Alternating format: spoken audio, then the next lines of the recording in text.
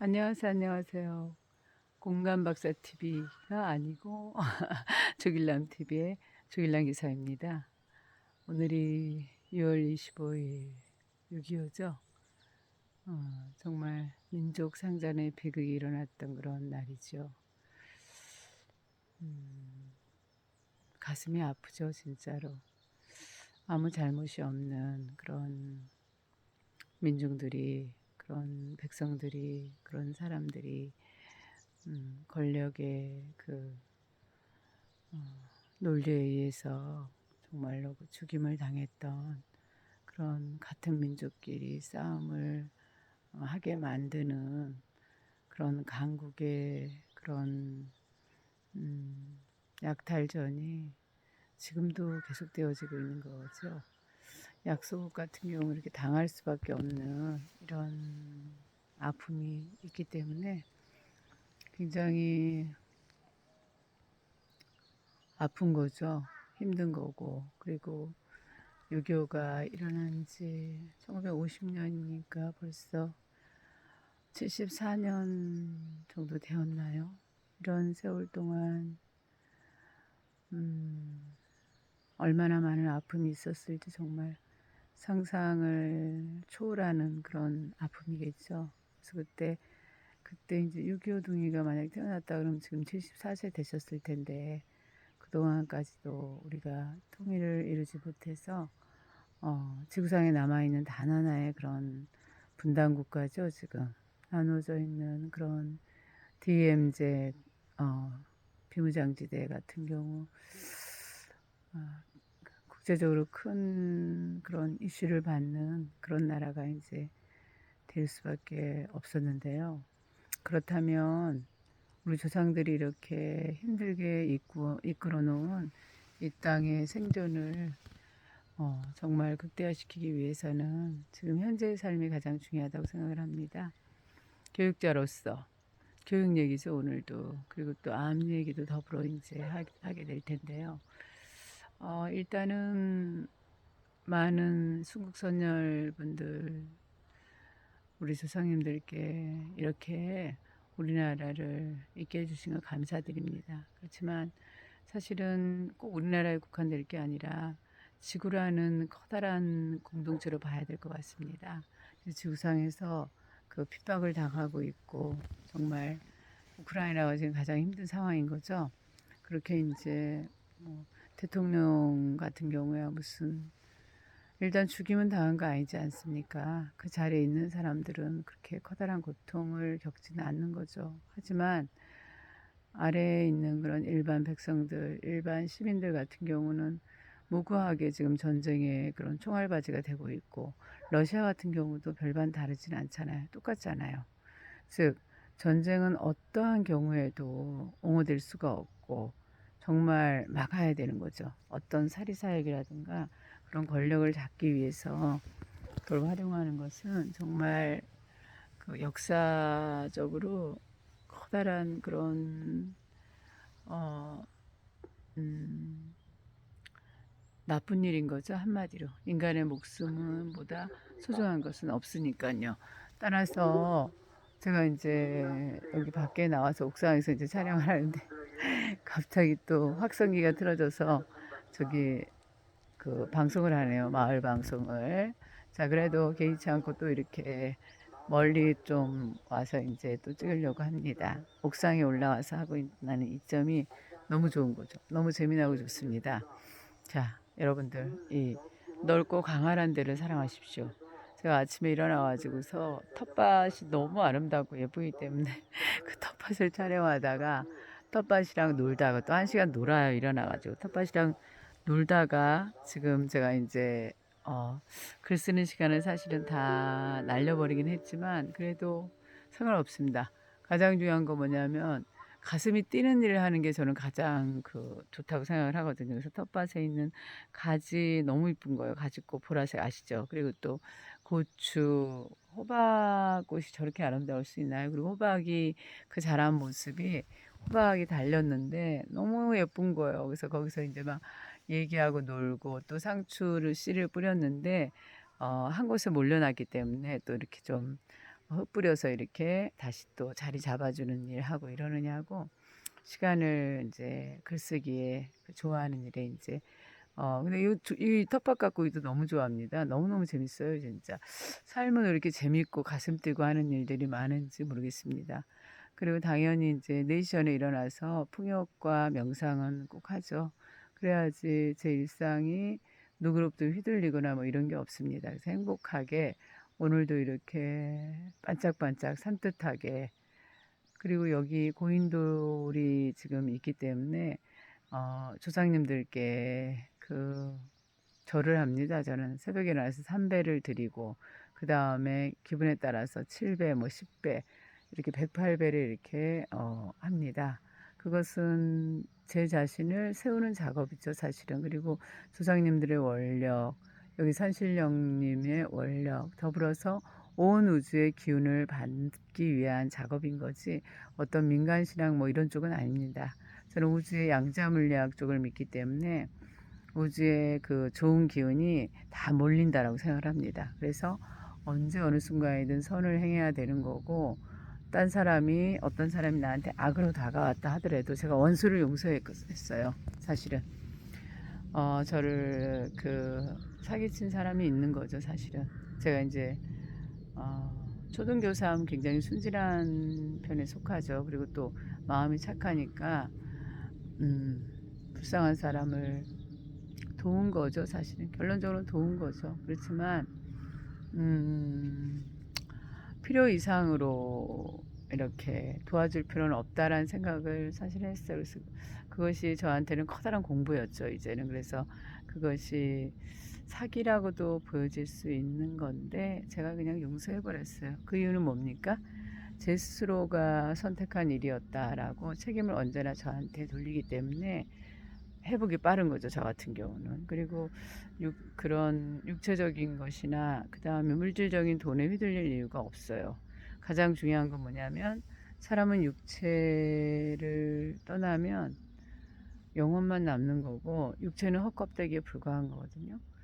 우리가 죽을 때 벗고 가잖아요. 육체를 놓고 영혼만 하늘로 올라가지 않습니까? 그리고 또 저는 그 다음 생이 있다고 믿기 때문에 현생에서의 삶을 굉장히 따뜻하게 아름답게 살고 가야 되는 것은 기본입니다. 저한테 있어서는. 그렇기 때문에 타인이 나한테 사기를 쳤든 안 쳤든 아무 상관이 없어요. 그것은 내가 잘못 판단했기 때문에 그 사람한테 돈 주지 말아라 그러고 용서해 버렸어요. 그리고 못 줄 형편이니까 그분이 못 주는 거거든요. 일부러 있는데 안 주는 건 아닙니다. 그렇기 때문에 내려놓고 털어놓고 그 다음에 그런데 굉장히 빨리 이겨낼 수가 있어요. 그렇기 때문에 아마도 제가 암에서 빨리 동거를 행복한 동거를 이렇게 하고 있는 건 아닌가 싶습니다. 그리고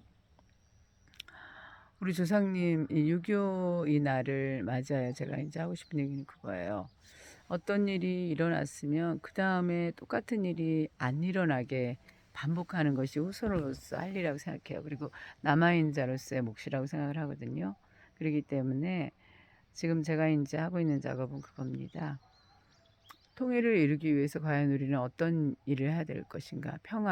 평화롭게 우리가 후손들에게 우리의 삶을 물려주려면 지금 가장 필요한 게 통일인데 통일하자 그러면은 뭐 정신이 어떻게 됐나 뭐 이렇게 생각할 정도로 너무 평범한 이야기인데 그런 방법이 뭐냐라는 게 이제 가장 관건이 되겠죠.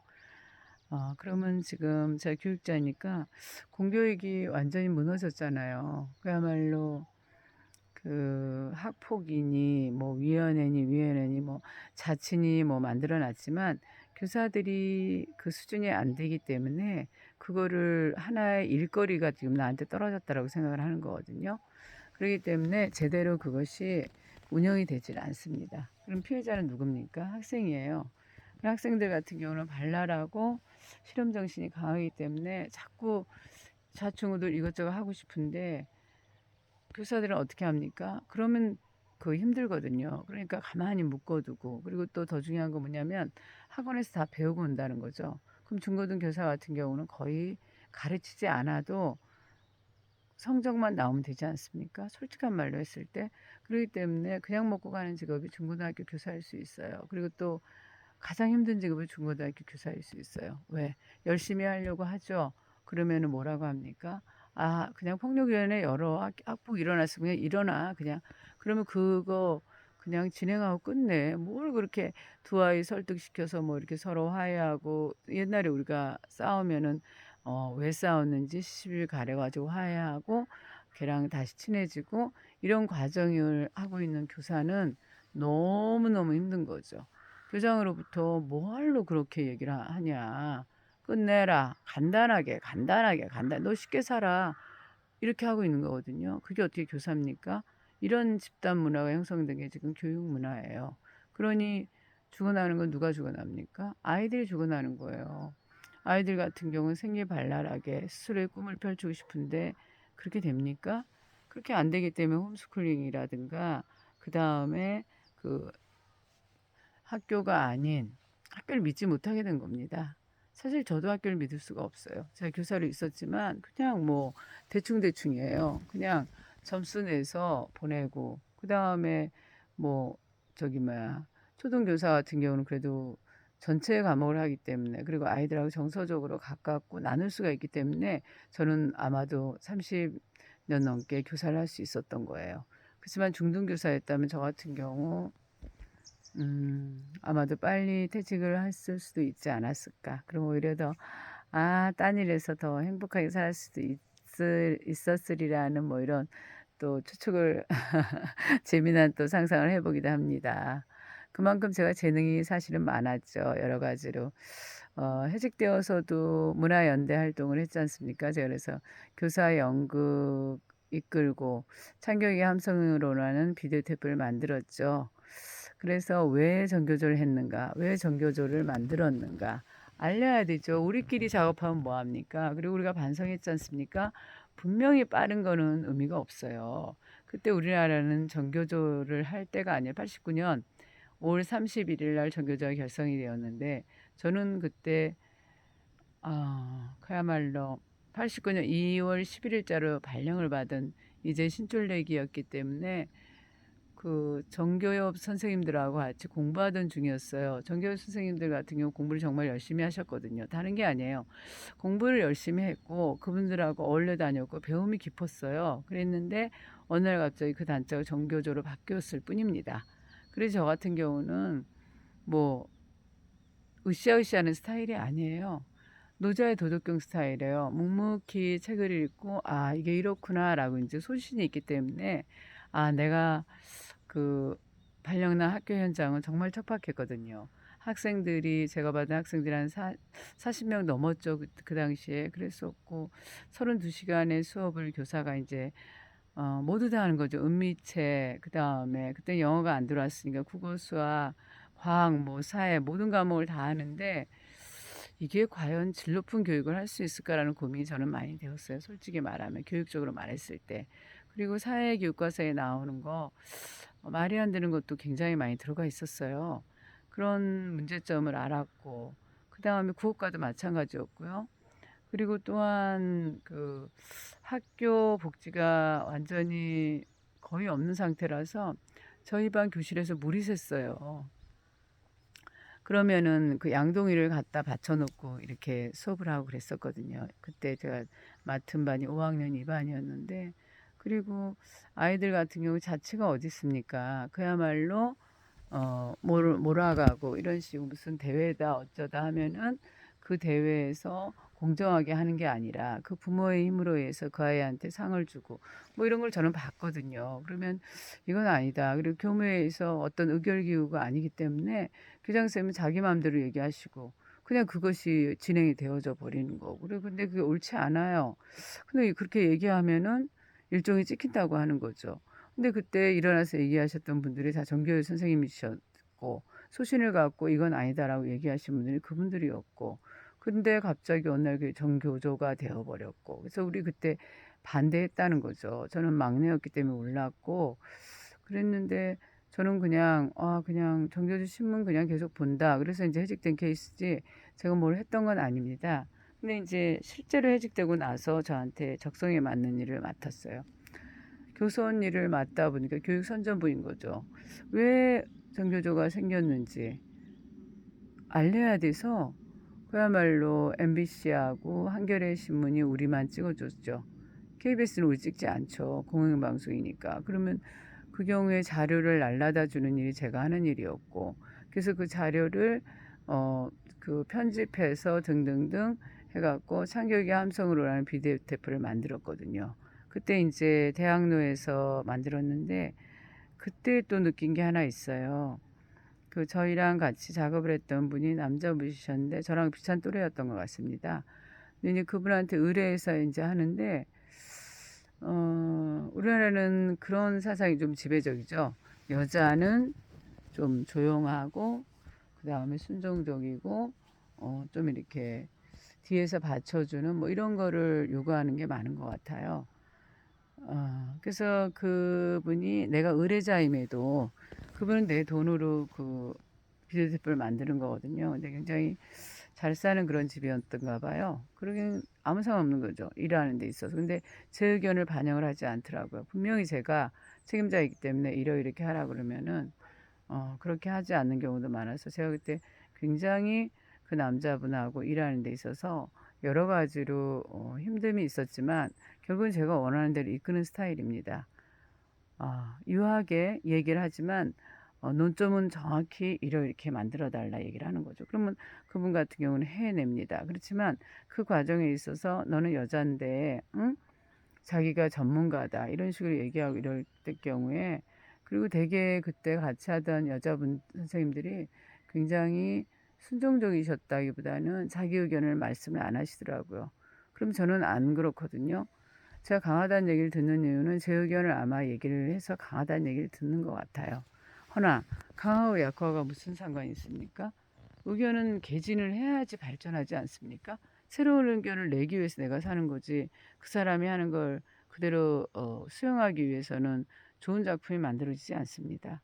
저도 제 그 창교육의 함성이라는 비디오 테이프를 만들기 위해서 목소리를 해주신 그 멘토해 주시면 정세기 시인이십니다.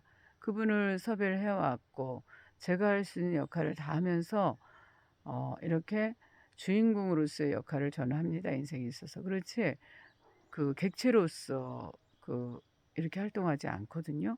그렇기 때문에 그때 제가 이제 민족문학 그 시인들, 민중시인들하고도 어울려 다니고 한겨레 신문 기자님들, MBC 기자님들하고도 많이 어울리고 그랬는데 그때 굉장히 재밌었습니다. 인생이. 즉 버라이어티하게 하고 싶은 일을 할 수 있었다라는 거죠. 그리고 저도 그때 민중시인이 쓴 정세기 시인이 쓴 시를 제가 낭송을 했습니다. 그때 동부지혜를 창립 그 할 때 제가 그 시를 낭송을 했는데 찬물을 끼얹듯이 정말 잘했다는 얘기를 들었어요. 즉 낭송이라 하면 뭐가 가장 중요한 거죠? 감정이죠, 감정.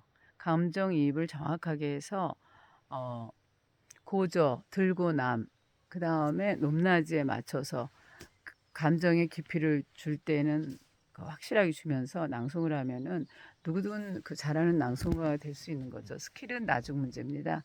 사실은 가장 중요한 게 뭐냐면 마음, 감정이죠. 내가 그렇게 살겠다라는 그 마음이 있기 때문에 그때 창립총회에서 이제 제가 낭송을 했고 정승희 시인이 그 대본을 썼고 시를 쓴 거죠, 사실은. 그 이후로 저도 이제 꾸준히 시작업을 했고 그때 아이러니는 그거였습니다. 정시인님 같은 경우는 제가 그 현장마다 다 있었기 때문에 저 같은 경우는 이제 정교조 해직교사 되어서 그 현장마다 다 있어서 그 내용을 그 정세기 시인한테 전달해 드립니다. 그 이유는 뭡니까? 시를 써주셔야 되니까 그런 거죠. 서울교대 후배 중에 남태현 열사라는 분이 계시는데 그 후배가 87인가 88인가 89 아마 그 정도 학번일 거예요. 근데 이 친구가 학내 문제로 인해서 학내 민주화를 위해서 분신 자살을 했어요. 그래서 그 당시에 이제 89년 아니면 90년이겠죠. 그래서 그 당시에 그 시를 써달라고 제가 그 정세희 시인께 의뢰를 했는데 기가 막히게 쓰시더라고요. 현장에 있었던 건 저인데 실은 그분이 쓰시더라고요. 그래서 그때 제가 굉장히 아이러니를 느꼈어요. 삶은 없는데 그분은 이제 해직되지 않아서 굉장히 자기 스스로 힘드셨던가 봐요. 사실은 해직되고 안 되고는 큰 문제가 되지 않는데 그래서 시를 이렇게 써 주셔서 그걸 이제 설교대에서 우리 후배가 그 한 행동에 장한 행동에 대해서 이렇게 이제 교사로서 선배로서 시를 바쳤죠, 사실은. 그러면서 이제 그런 일을 했어요. 그리고 또 내 무거운 책가방 속에 무엇이 들어있나 아주 공갈사의 채 뭐 등등등 이렇게 아이가 주인공이 되었는데 어느 그 소설가의 딸이었어요. 야, 그 친구는 정말 타고난 그 배우였죠. 제가 울라면 울고 웃으라면 웃고 그때 4학년이었죠. 아버지가 그 아이를 꼭 데리고 왔었는데 그 녀석이 정말 연기를 잘해 주었죠. 그래서 우리는 이런 교육이 아닌 정말 그 토론을 하고 내 생각을 나누는 그런 정말 교육을 받고 싶고 나를 교육의 주체로 만들어 달라는 그런 교육인 거죠, 사실은. 그래서 자기가 자기 삶의 주인공이 되어져서 자기 계획표 스케줄을 어, 결정할 수 있는 프랑스의 교육이 대표적인 예가 되겠죠. 그리고 또 여러 군데 스위스라든가 서부 유럽 같은 경우는 일찍이 그런 문화가 그 팽배해 있었기 때문에 프랑스 혁명이 일어날 수 있었던 거죠, 일찍이. 즉 개인이 사유하고 그 사유를 서로 나누고 그 나눈 것들을 토대로 해서 민주시민으로 자라기 때문에 어떠한 경우에도 무리지어서 그 묻어가는 이런 식의 그 문화는 없어질 수 있었던 거죠. 근데 우리 문화 같은 경우는 자기 자신을 그 표현하기를 굉장히 극도로 꺼릴 수밖에 없었던 거 아마 6.25도 아마 거기에 일조를 했을 겁니다. 동족상단의 비극을 받고 그 다음에 우리 민족 같은 경우는 너무 많은 외세의 침략을 받았지 않습니까? 그렇기 때문에 자기 자신을 표현했을 경우에는 반동으로 몰렸든가 아니면 이상한 쪽으로 몰렸기 때문에 자기 자신을 표현하는데 극도의 이런 피로감을 느꼈든가 힘듦이 있었을 것 같습니다. 여러분, 오늘 6.25입니다. 그날의 그 아픔을 생각하면서 지내긴 하지만 그래도 일상은 여러분답게 행복하게 찬란하게 우아하게 아름답게 멋지게 의연하게 굳건하게 다부지게 성실하게 살아야 되는 건 기본이시겠죠. 감사합니다. 오늘은 6.25를 맞이하여 우리가 앞으로 해야 되는 일에 대해서 말씀을 드렸던 것 같습니다. 그래서 앞으로 DMZ 그 학교의 합창단을 조직을 하는 이런 이야기, 문화연대 활동을 하는 이야기는 조금씩 전달해 드리도록 하겠습니다. 감사합니다.